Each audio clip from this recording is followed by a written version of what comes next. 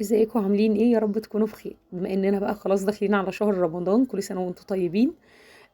قررت النهارده بقى نعمل مع بعض كده صينيه الكنافه. رمضان يعني كنافه، يعني حاسه ان رمضان لا لازم نعمل صينيه كنافه. هقول لكم بقى على كام خطوه كده ازاي تطلعوا الكنافه معاكم مظبوطه قوي وطعمها يجنن. هنعمل النهارده الكنافه بالكريمه. انا بالنسبه لي دي احلى كنافه، يعني انا بحس ان دي اخف واحلى كنافه. طبعا كنافه بالمانجا، كنافه باللوتس، مفيش اي مشكله، بس دي بالنسبه لي يعتبر اقرب حاجه لقلبي. تعالى اقول لكم عملناها ازاي. اول حاجه انا حطيت كوبايتين سكر وحطيت عليهم كوبايه ميه، وهبدا اقلبهم كويس كده لحد ما تبدا العسل بتاعي او الشربات بتاعي يبدا يغلي. اول ما يبدا الشربات بتاعي يبدا خلاص يدخل على ان هو يبدا خلاص هيغلي، هبدا بقى عندي ليمونه، هبدا انزل بالليمونه، اعصر عصره ليمونه. ودي خطوه مهمه جدا في الشربات بتاعي. هبدا بقى اعصر الليمونه بتاعتي كلها، وهسيبه على النار تقريبا حوالي ربع ساعة على نار هادية خالص. بعد ما بعصر الليمونة بوطي عليه واسيبه على نار هادية خالص تقريبا حوالي ربع ساعة لحد ما العسل بتاعي يبدأ يتقل وياخد القوام اللي انا محتاجاه. هقلبه بقى كويس جدا. عندي بقى رشة فانيليا بتدي ريحة حلوة جدا جدا للشربات بتاعي. هبدأ بقى انزل برشة الفانيليا بتاعتي ومعلقة سمنة بقى كبيرة. مقولكوش الريحة في الوقت ده تجنن. عايزة اقول لكم خطوات بسيطة بس فعلا بتفرق جدا جدا في طعم الكنافة. ممكن طبعا نقدر نستغنى عنها، مفيش مشكله. هنبدا بقى نعمل الكريمه بتاعتي. انا عندي معلقتين قشطه كبار، معلقتين نشا كبار. هبدا انزل كله على نار. اولا مش هشغل النار خالص الاول، هبدا انزل النشا بتاعتي كلها كويس وابدا اقلب كويس جدا على، يعني على البارد. هبدا اقلبكم كويس لحد ما اتاكد ان خلاص كله بدا يدوب، النشا بدات تدوب عشان ما تعملش تكتلات او تكلكع مني تحت في اللبن. هقلبه كويس جدا واتاكد ان هي دابت، وهبدا بقى اشغل النار وهفضل ايدي دايما بتقعد تقلب كده لحد ما الكريمه تاخد القوام اللي انتوا شايفينه ده، تبدا تتقل معايا وتاخد قوام حلو قوي. عندي بقى رشه فانيليا هرشها. ممكن تضيفوا سكر لو حابين، انا ما بحبش اضيف سكر في الوقت ده. ليه؟ لان احنا بننزل بالعسل على الكنافه فبتتشرب من العسل. عندي بقى الكنافه بتاعتي تقريبا حوالي نص كيلو كنافه. انا مش مستخدمه النص كيلو كله، انا تقريبا سايبه من نص كيلو حوالي ربع كوبايه كده مج يعني. بدأت عملتها في الكبة، وعندي كوباية الا ربع سمنة، سمنة بلدي مش عايزة اقول لكم بتخلي الكنافة في حتة تانية. عندي معلقتين بقى سكر بودر كبار، وهبدأ اقلب كويس جدا جدا لحد ما اتأكد ان الكنافة بتاعتي شربت السمنة كلها.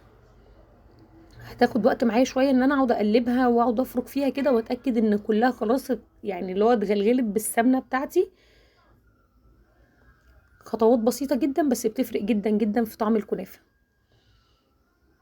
هي خلاص كده بدأت تتشرب معايا كل السمنة بتاعتي. هبدأ بقى عندي الصينية بتاعتي. انا بحب الكنافه بتاعتي تبقى خفيفه، ما تبقاش يعني مليانه. هبدا بقى ارص الكنافه بتاعتي بالشكل ده زي ما انتم شايفينه واضغط عليها كده، ونعمل كده من الجناب كده، نعمل يعني حواف كده من كل جوانب الصينيه بتاعتي، وهبدا اضغط عليها بالطبق عشان اتاكد ان الخطوه دي برضو بتفرق جدا جدا في الكنافه ان تطلع شكلها حلو معايا قوي ومظبوط. عندي بقى برضو صينيه، هبدا برضو اضغط عليها بالصينيه عشان اتاكد ان هي يعني بقت قوامها حلو ومتماسك مع بعضه. بصوا عملت ازاي حواف كده للصينيه كلها بالكنافه عشان لما احط الكريمه ما تبقاش تخرج على الاطراف بتاعه الصينيه. بصوا شكلها حلو قوي. عندي بقى الكريمه بتاعتي خلاص بردت شويه، هبدا انزل بيها بقى. نحاول بقى ننزلها كده في النص، احاول ما اجيبهاش على الاطراف خالص بتاعه الصينيه، واوزعها كويس جدا. انا بالنسبه لي بقى دي احلى واخف كنافه ممكن ناكلها في رمضان. بصوا في الوقت دوت وانا بجهز الكنافه كده الصينيه، انا مشغله الفرن بتاعي على درجه حراره 200. انا عايزه ادخل الصينيه بتاعتي على فرن سخن. هبدأ بقى أضيف بقى بقية الكنافة بتاعتي كده من على الوش، وأظبطها كلها من على الوش، ونضغط ضغطة بسيطة جدا بعد ما نضيف الكنافة، بحيث ان اتأكد بس ان كله بدأ يعني اللي هو يبقى متماسكة كده مع بعضها الكنافة بتاعتي.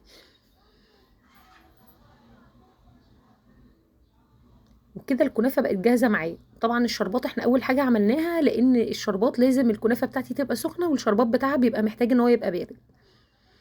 بصوا بظبط بقى الصينية بتاعتي، وهبدأ ادخلها بقى الفرن على درجة حرارة 200. كده الصينيه بتاعتي جاهزه معايا ان هي تدخل الفرن. شكلها حلو قوي وطعمها يجنن. دخلتها الفرن، اول ما خلاص بدات تاخد لون كده زي ما انتم شايفين من الجناب بتاعتها، هبدا بقى اشغل الشوايه بتاعتي. وده كان شكلها بعد ما خرج. عايزه اقول لكم شكلها وطعمها يجنن وريحتها قلب البيت كله. عايزه اقول لكم جربوها بالطريقه دي، ومستنيه طبعا ان انتوا تقولوا لي رايكم فيها ايه. هتعجبكم جدا. خفيفه قوي وسهله قوي وبسيطه وما بتاخدش وقت. يا رب تكون الوصفه عجبتكم، وان شاء الله نتقابل في فيديوهات تانية كتير. وده كان شكلها بعد ما قلبتها.